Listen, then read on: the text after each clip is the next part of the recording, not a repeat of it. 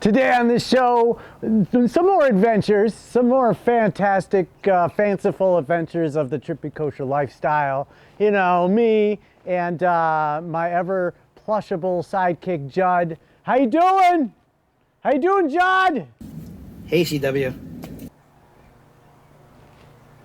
Judd, just come over.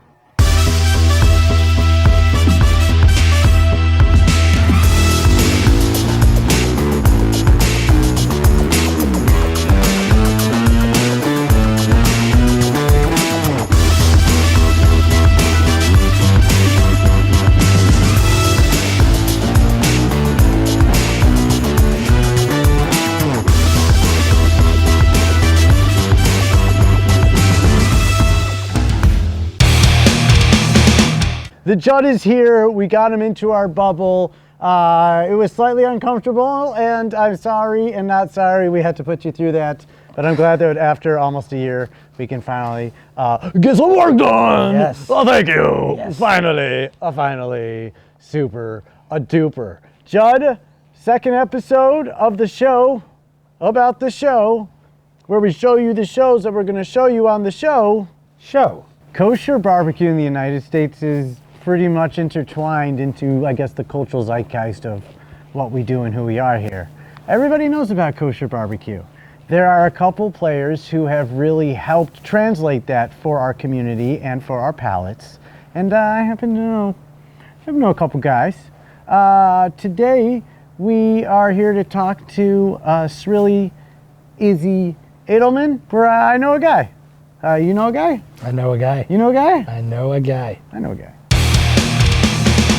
Today's guest is somebody that has become fairly well known within the kosher restauranting world in the United States. We think he's really had a dramatic impact on the shape of future restauranting and just kosher Americana in general.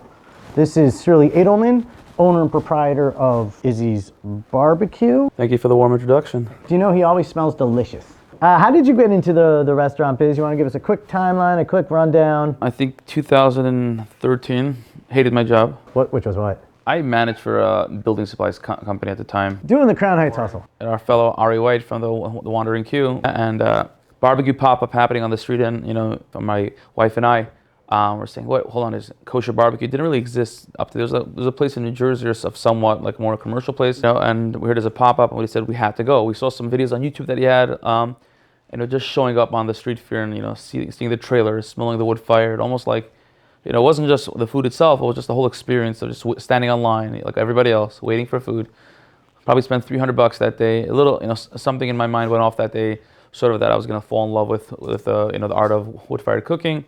Long story short, I started doing it from home. I had fire department come to my house, was running from my job, back and forth, selling from home, losing money. And I still, after all the time, I still wanted to do it. And at some point, I said I want to be the first place in New York City to do retail, brick and mortar Smokehouse. And pretty much 4.5 years later, we're still here. Izzy Smokehouse is officially on the barbecue tour of New York. Not the kosher barbecue tour, but the regular barbecue tour. That has really been a shining example of what we've been trying to highlight throughout the year with Tripping Kosher. What do you think you would want to see in kosher over the next 5 years? Yeah, so I think the future for kosher is really bright, actually. And I think once upon a time, it was really, the focus was, you're either high-end or you're a fast food place. And really, there was no in-between, really. And I think the focus going forward is that you could focus on a specific cuisine. Doesn't have to be high-end or whatnot. And you could focus on that and really make it great and sort of relay that experience to the consumer.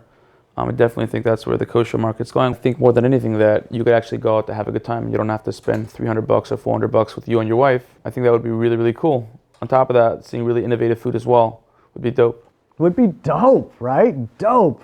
You are the person that has identified and solidified what somebody should expect, not only in the product that you are, but also in the style of restauranting. This is so important. In theory, the reality is it's a food that everyone relates to, whether you're poor or rich. Everyone loves barbecue.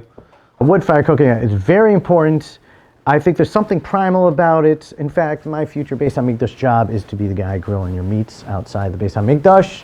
I now know what a reach nichoach is truly supposed to be, and that is partly thanks to you. Are you planning on having any more restaurant children? I think for now we're taking a little break, and then once I feel like I have it under control, which I don't think is ever, we'll see then. But right now, really the goal is, I think with my first restaurant, it's really just a hole in the wall place, which what it was, and sort of became to this where actors are coming now, which is pretty insane. We hope you enjoyed just keeping an eye and spotting us, seeing what we do, a little bit of the background, on the industry, mostly us and a little bit of Judd. Just a dash of Judd is what the show should be called. This has been the show.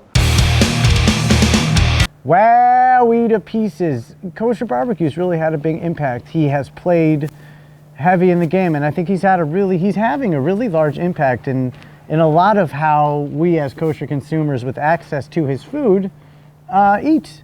I know that there are a couple things that I've had there that I don't think I've ever had anywhere else kosher. What about you? What is your jam when you visit the Empire? His pastrami, his dino ribs, things like that. I mean, his smoked fried chicken sandwich, it's just legendary. Really good. Is it $100 fried chicken sandwich?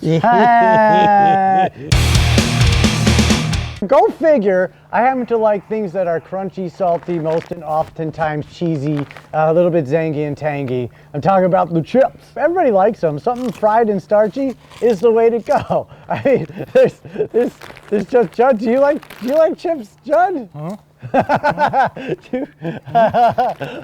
I think Judd likes chips too.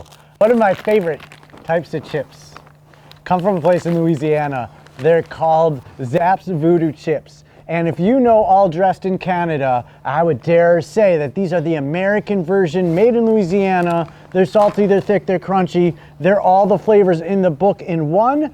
Zapp's Voodoo chips, Louisiana.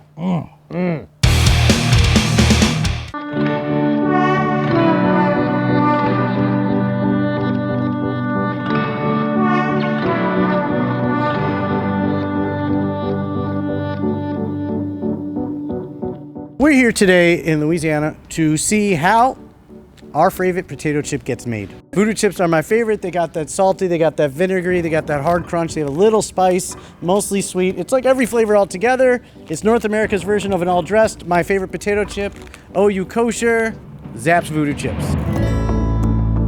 Zapp's was started in 1985 by Ron Zapp. He learned how to make chips and started a company.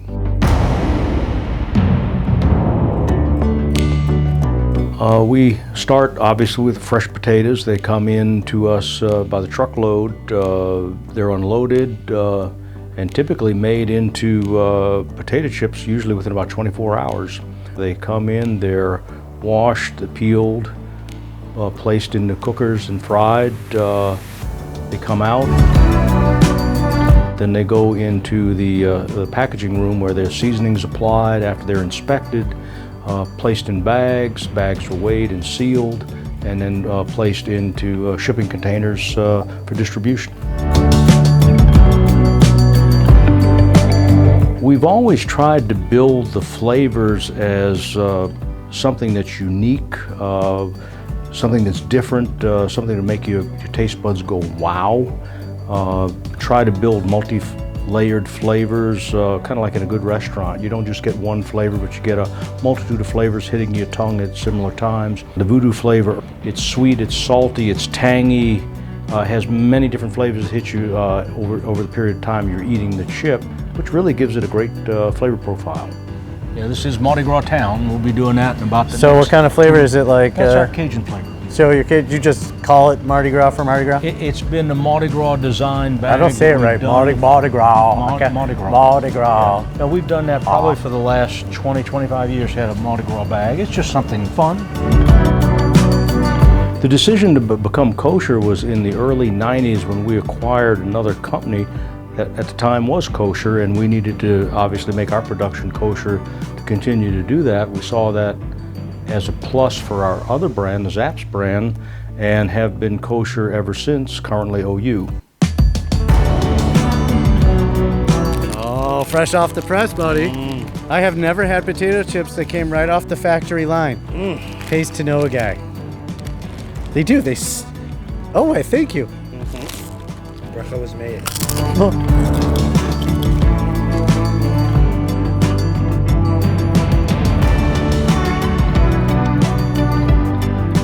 You know what? I love factories, and I like the smell there was fantastic because it was all the chips together, and it was hot, and it smelled like just fine fried potatoes. I've never seen that many potatoes at once. It's a lot of potato, baby. A lot of potato, baby. We are finally at that part of the show where it's your favorite part, I think, Judd. It is the trivia. Judd, if you know the answer, you cannot answer it. All right. Last week's question, what is the official drink of Trippin' Kosher? We got Coca-Cola is a good answer for Judd. That is what he likes to drink for breakfast. A Café Hafuch or a Café Hell would be a great, answer for Tzvika and I, perhaps, but mostly Tzvika. Cuban coffee.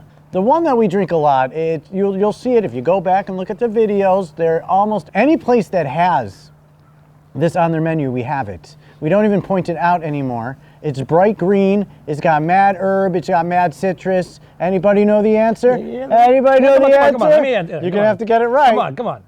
Limonana. Limonana.